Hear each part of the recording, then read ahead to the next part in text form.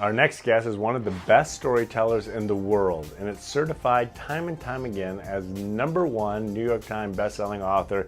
Daniel Silva joins us right now, and this book has me excited. You're talking about revenge.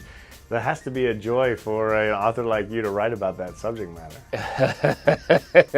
Joy, the joy of revenge. Well, look, I mean, revenge and vengeance is, as a theme, is as old as literature and storytelling itself. And so House of Spies is a companion volume to The Black Widow. In The Black Widow last year, it chronicled the rise of ISIS. It predicted the rise of ISIS and its transformation into an international terrorist group. And this novel really predicted the demise of the caliphate of ISIS, and I hope the reduction in terrorism, because my guy, Gabriel Allon, at least in the fictional sense, really puts a stake through the heart of ISIS's international terrorist operation. ISIS got the better of Gabriel a little bit in the last book, and Gabriel is really out for vengeance in this one. Well, the real life connection, Daniel, is incredible. I mean, have you ever balanced it so close before like this? No, I really haven't. I mean, when I started work on The Black Widow, ISIS had not yet carried out a terrorist attack in the West. So I started work on The Black Widow, in 16, and within 15. And within a few months, I had written the beginning, ISIS carried out that terrible attack in Paris. And it was so close to what I had written.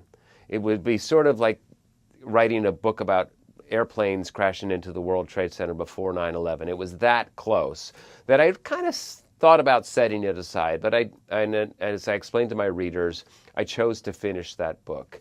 In this next book, The House of Spies, I decided that the action would start in London because I felt that ISIS was getting ready to attack London. I wrote this book, and what happened?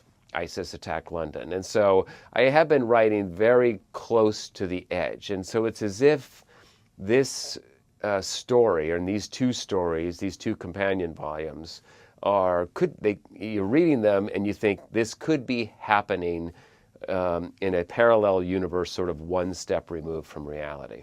Well, Daniel, we're certainly glad you took the time to do House of Spies.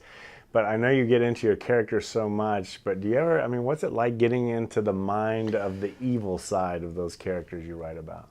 That's a great question. I mean, I have to be honest with you. I have written about villains. We all write about villainous characters.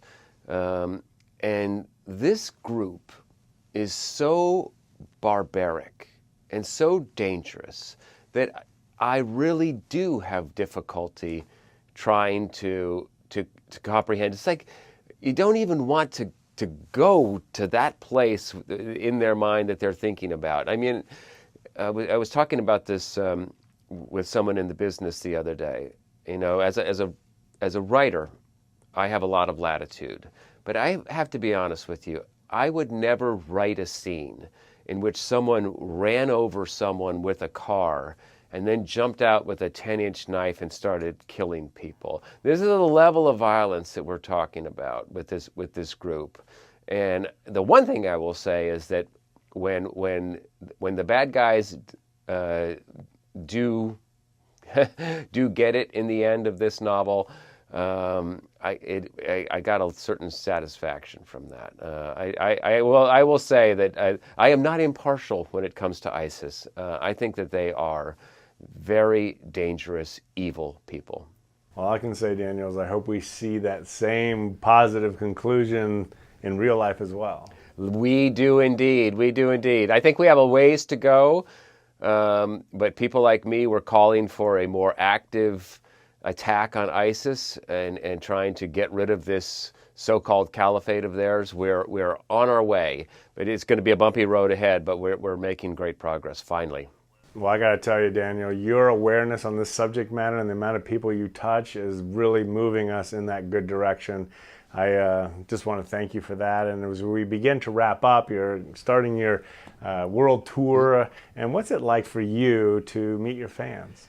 It's great. I mean, it's the best part of it is that 30 seconds that I have, at the signing table, getting to look into the eyes of someone who reads your book. I mean, for me, when I'm writing, I have to pretend that no one is going to read this book. This is me and that piece of paper. That's how I shut everything out. And then you sort of come out in the open, and you get this reminder every year that people really do read what you write, and it's a lot of fun.